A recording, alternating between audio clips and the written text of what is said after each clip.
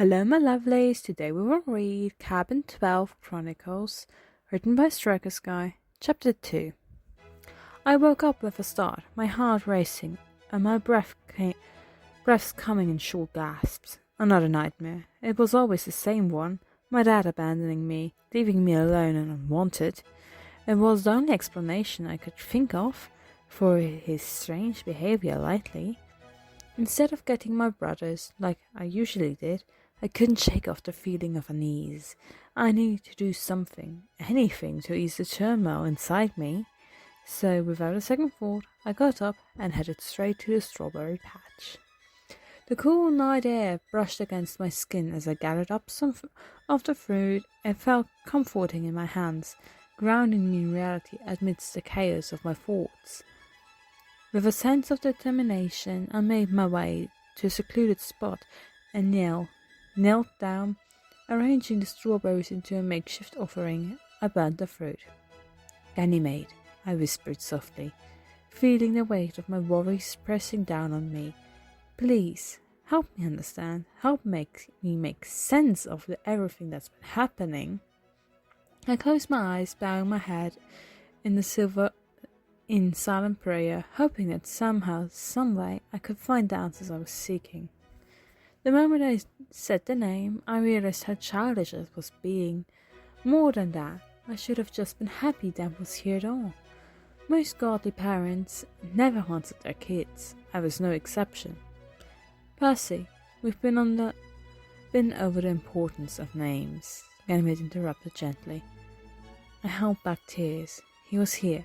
Sure, he looked like a college kid and his hair was shorter than last time, but he was here. I ran straight to him, hugging him tightly. "Papa, what are you doing here?" He tilted his head and smiled. "I'm here for my visit with you." Confused, I stuttered. "But I thought you could only see us one time a year." Ganymede held up his finger. Percy, I'm only allowed to see your father once a year. But if he just happens to be here while I'm visiting you," he explained the loophole. "You heard my prayer," he said, gently holding my cheeks in his hands. "I always hear you, Percy, all four of you. Gods are allowed to have favorites," he explained. I had only met the man once before, but it was odd how comfortable I was around him. It felt like I had known him longer, or just as long as I did my dad. "Dad has been acting strange," I said, unsure. Ganymede listened to me as he sat on the dirt, picking up the fruit and eating some of the grapes. "I know your dad is feeling jealous," he remarked knowingly. He knew and was ready to ask more. "Jealous?" I repeated. "Yep, since Poseidon came, he's been acting strange, right?" Ganymede asked with a playful smile, and I realized he was right. "Yeah," I exclaimed, but he placed a finger on his lips, signaling me to hush. "Your dad is worried you're going to leave him." "But I wouldn't. He's my dad," I protested. "I know that, but your dad doesn't." Ganymede ruffled my hair, leaving me with a sense of realization. Hadn't I told him I didn't want to go? Hadn't I called him dad enough times? I should tell him, I resolved. Ganymede fixed his hair. "If you like," he said nonchalantly. "So I shouldn't?" I asked, confused at how unbothered Papa was by Dad having a small freak out. With his hands together and a blush on his cheeks, Ganymede replied, "I think it's so cute how jealous he's gotten. Do you know how often we have spoken since it happened? Dad doesn't call you." "Not as much as he does now," Ganymede admitted. "It seemed to be working out for us, but it felt really bad." Ganymede laughed. "Oh, Percy, I'm kidding. Go have a talk with your dad." But I didn't know what there was to be afraid of anymore. But I just felt nervous. "Go, Percy. Dionysus will be happy to know," he reassured me. And with that, I was off. Though I ran back briefly to hug Ganymede. "Thanks, Papa," I said, hugging him tightly. "No problem, I was going to speak to your brothers next," he said with a smile. I waved as I went off to find Dad. I went to the door, knocking on it carefully. Dad was wrapped in a robe. Percy, what are you doing out of bed? I hugged him and crying, unsure why Dionysus hugged me back. Come here, kid. In his embrace I felt a sense of security wash over me, melting away the anxiety and uncertainty that has been nagging at me. Dad's arms were warm and reassuring, like a protective shield against the world's troubles. I'm sorry, Dad, I choked out between sobs, my voice muffled against his chest. Dionysius pulled back slightly, his hands resting on my shoulders as he looked at me with concern. What's wrong, Percy? Why are you crying? I thought you were mad at me, I admitted, feeling a weight lift off my shoulders with each word spoken. A soft sigh skipped Dad's lips as he gently brushed away a tear from my cheek. I'm not mad at you, Percy. I could never be mad at you. But you were being weird again. You got me presents I would have had to beg for. You let me eat sweets instead of dinner. You've hardly lost your temper at all. You were acting so distant. Dionysius gave an awkward laugh. I just thought you might like that Dad better. It wasn't you. I wanted you. I get that now. Love you, Dad. Dionysus squeezed me a bit tighter at the words, a hitch in his breath from surprise. I didn't know gods could be surprised. He let out a chuckle. You're in big trouble, Percy. What? Still? My heart secretly happy that he was back to normal. Yep, you, Castor, and Pollux, you for swearing, and the twins were messing around at dinner and picking a fight in the mud, he said, laughing out at the words. Unfair. You wanted me back. You got me. Thanks, Dad. As we stood there, wrapped in each other's embrace, I realized how much I missed this connection with my dad. Despite his quirks and occasional bouts of anger, he was always there for me when I needed him the most. And now, he helped me closer and teased me about getting into trouble, I couldn't help but feel a sense of gratitude for his presence. Dad, I started, pulling back slightly to look at him in the eyes. I'm sorry for everything, for running off, for doubting you, for everything. He smiled warmly, ruffling my hair affectionately. That's all I ask. Now, let's go round up your brothers and sort out this trouble you've gotten into. It was then we heard it, a collective unison of screams, not in terror like it usually was, but pure and utter panic. Dionysus glared at me accusatory. I didn't do it. I lifted my hands up as if to show my innocence. It seems while I was away with Dad, Castor and Pollux decided to test their dad's new behavior, meaning they brought the whole camp involved. Ganymede, of course, was there, his arms crossed as he watched his sons with pure fascination at what they had decided to pull off with a little help from him. I was stunned to see what they had done, and even more curious about how they managed it all in just one night. Dionysus was furious with all the screaming campers, holding a hand to his forehead in exasperation. Castor and Pollux were like snowmen, reveling in the chaos they had caused as they watched with utter glee at the aftermath. Kieran and the older campers were trying to calm everyone down amidst the commotion. Dionysus slapped himself in the face before grabbing one, then both of the twins' ears. Ow! They both screamed out in unison. Dad! Come here, Percy! He yelled at me as well, even though I hadn't done a thing. Ugh, Dad was back. One look at Ganymede, and Dionysus' eye twitched. You as well, husband. He barked angrily at Papa too. Back in cabin 12, with the door closed, Dionysus pointed at both twins. You too. What did you do? Castor and Pollux shrugged simultaneously. Nothing, they said in unison. I swear all three of you are children of Hermes. I pointed at myself. I didn't do anything. He snapped at his head at me. You pray to Ganymede. Confused, I wondered why the god wouldn't be happy to see his godly husband. Every time Ganymede is prayed to, the camp ends up destroyed. Dionysus grumbled. I didn't know that. He said I could pray to him any time. Didn't you, Papa? Ganymede smiled widely. I did. I just miss my sons and husband so much, he cooed. Dionysus looked ready to bite someone's head off. Dionysus looked ready to bite someone's head off. You know what you did. I told you not to let Castor and Pollux just run wild. Ganymede defended himself. I was watching them this time, and you should know, both boys were excellent at their work. I had no clue just a little water and some spiders could do that to cabin 6, he said impressed. It was one morning, and I knew things were already back to normal. The morning sun burned hot, and I found myself yawning. Having gotten little sleep after the nightmare last night, Ganymede served Dad something to drink with a smile, acting like 2 lovesick teenagers. Was this what parents were like? Embarrassing? The work today was tough, but oddly, despite being punished for misbehavior, things didn't seem so bad. Dionysus grabbed Ganymede's hair, teasing him about his new haircut. Did you have to cut off all your hair? He joked. Ganymede shot back. I'm not balding. I approached him, hoping to join in. Can I have some too, Dad? I asked, reaching for his chalice of Diet Coke.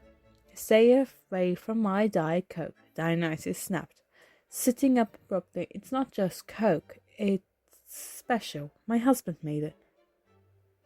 I wish Papa claimed me, I muttered under my breath. Ganymede shifted a laugh between his hand, while Dionysus groaned and Castor and Pollux joined in with their chuckles. Dad, we're finished with the fruit, they called out. Ganymede made the chalice vanish with a flick of his wrist. About that, Dionysus began, a warning in his eyes, but Ganymede paid no heed. He forged ahead, ignoring the sign pleas to stop talking. I claimed all 3 of you boys, he announced proudly. At first there was stunned silence. Then Castor and Pollux erupted in excited chatter, exchanging looks of disbelief and joy. I stood there, speechless, trying to process what Ganymede claimed meant. Dad, does this mean? I trailed off, my voice barely above a whisper, unable to finish the thought. Dionysus sighed heavy, running a hand through his hair. Yes, Percy, it means Ganymede has officially claimed you and the twins as his sons.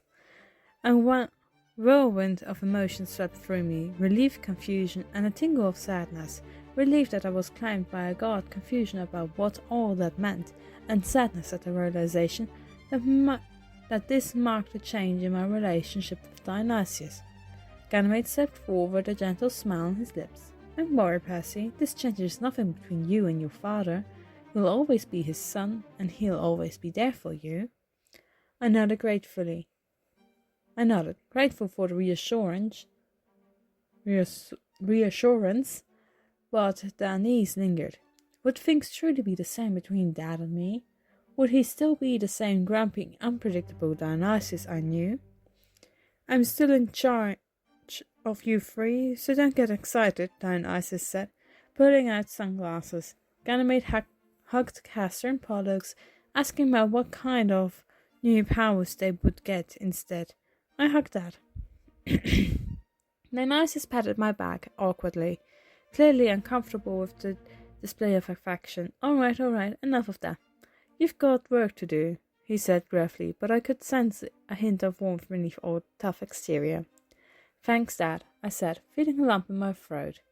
Despite his gruff demeanor, I knew that his love and care were always there, even if they were expressed in unconventional ways.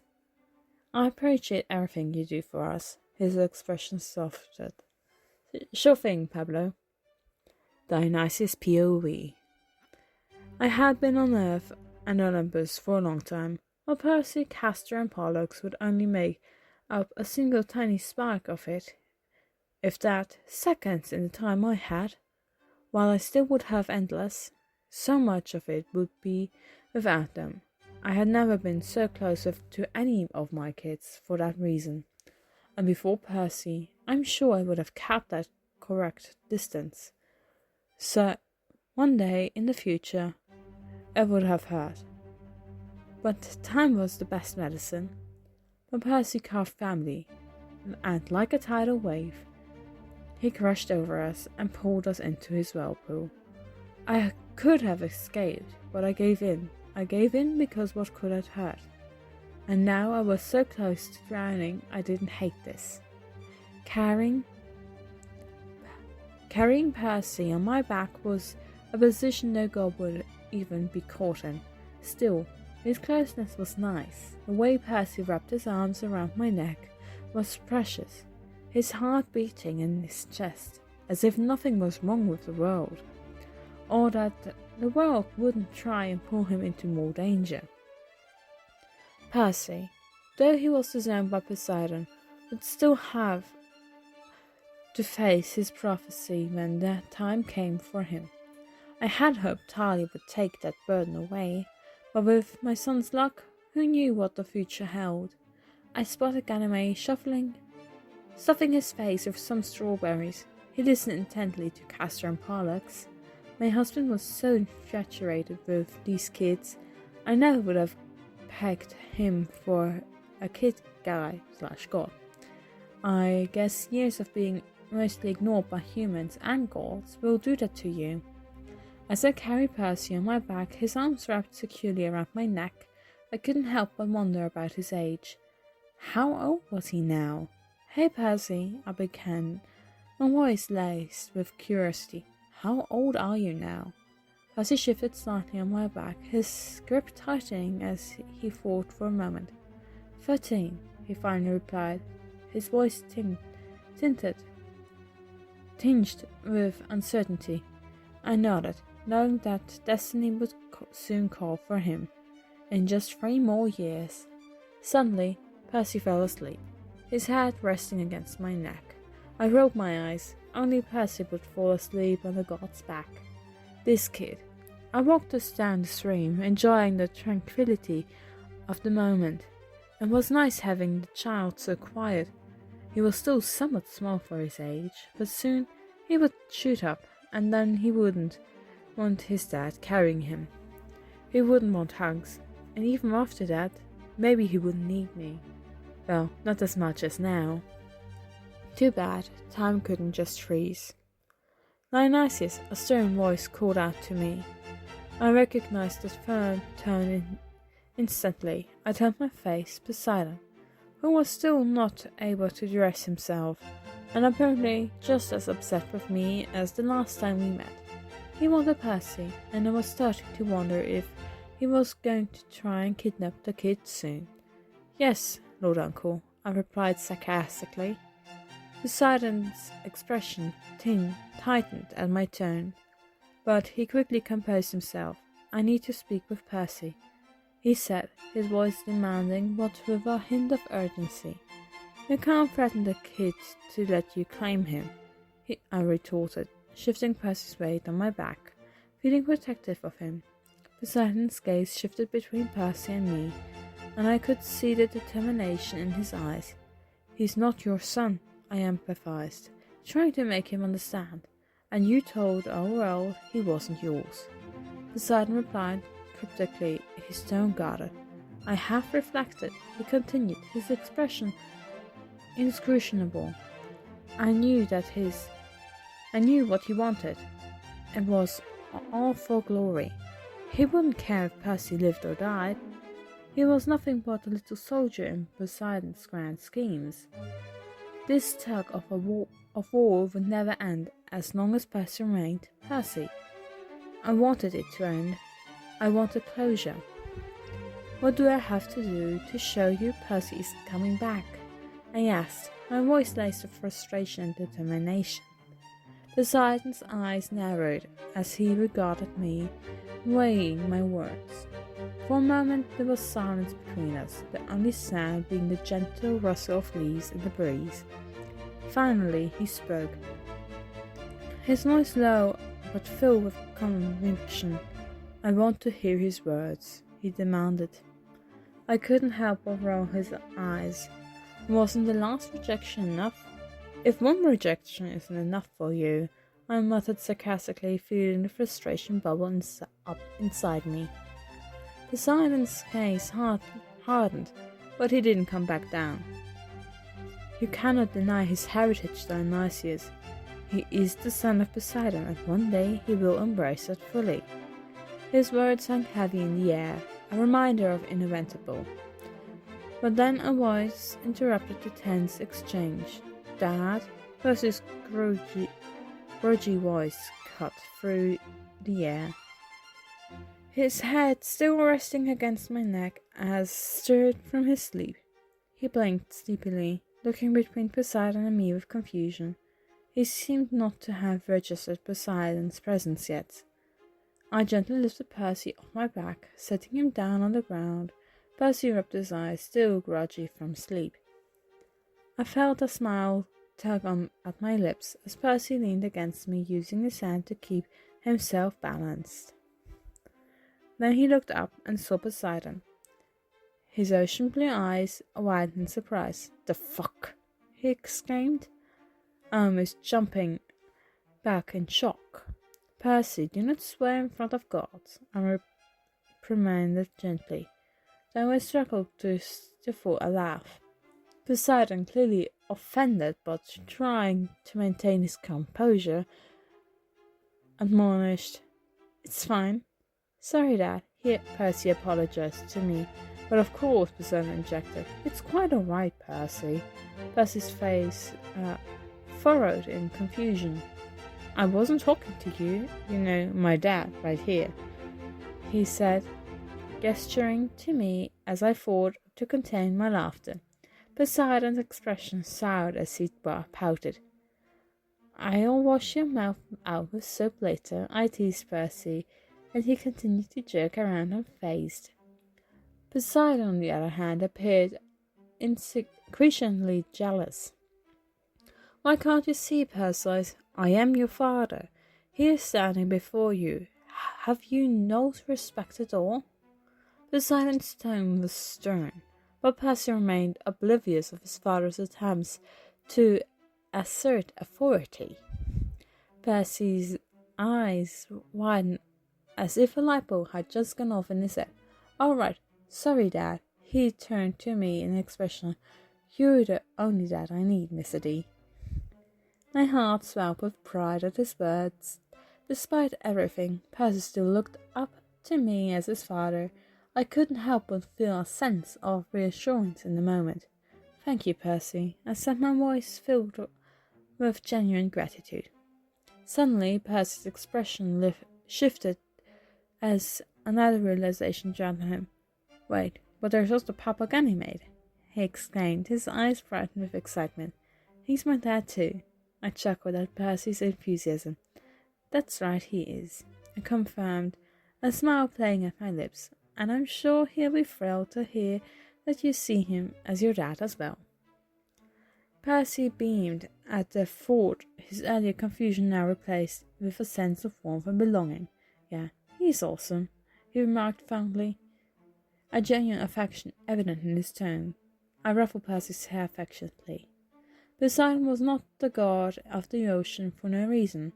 I could see the storm in his eyes, the way the camp began to follow the grey clouds in the sky. "I have come to bring you home, Percy Jackson," Poseidon announced. Percy bit his lip. "I'm home.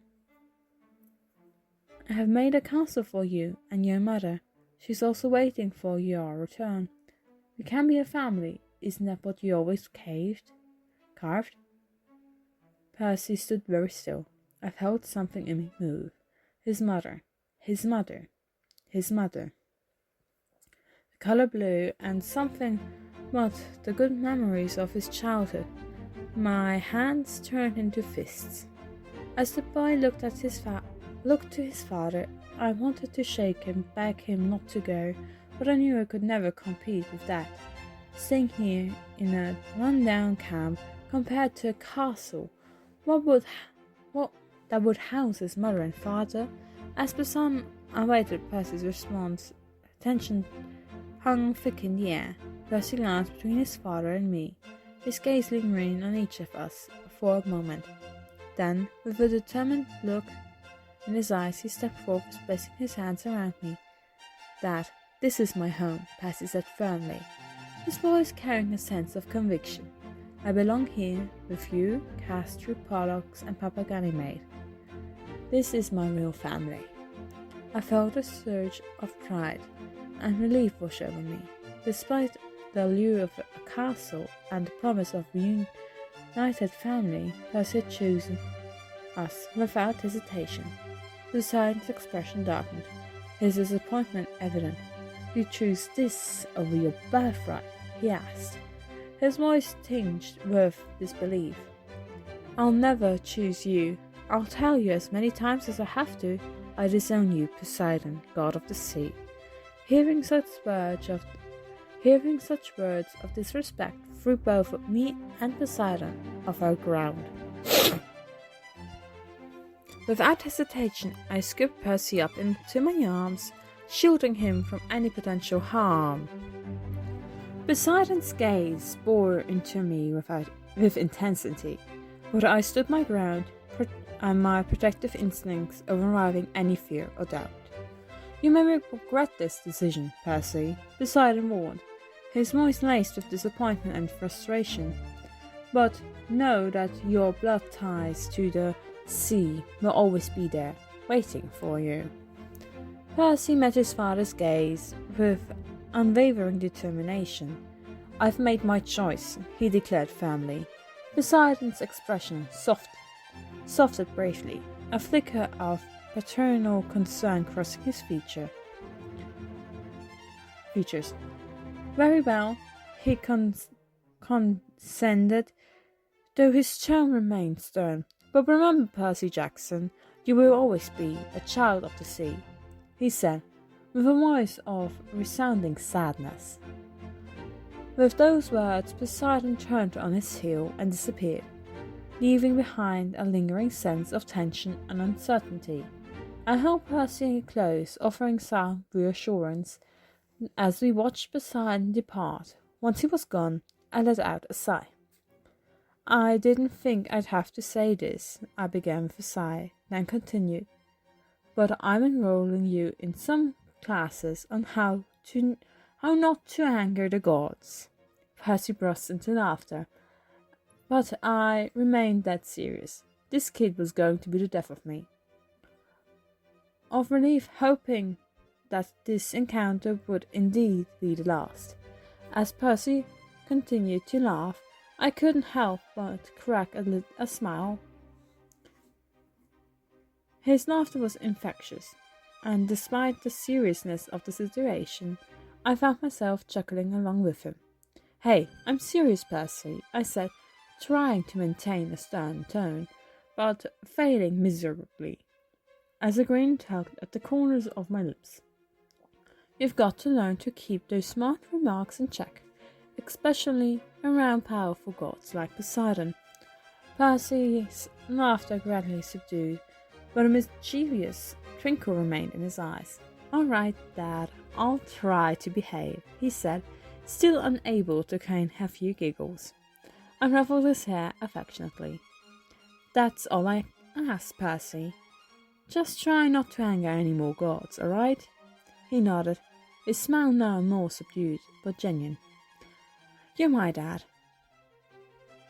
I know that now. And now you're grounded for a month. Can I still stay with you?" "Yeah, you three aren't leaving my side for a minute. Lucky me." So that was chapter 2. I will see you next week for chapter 3. Bye bye.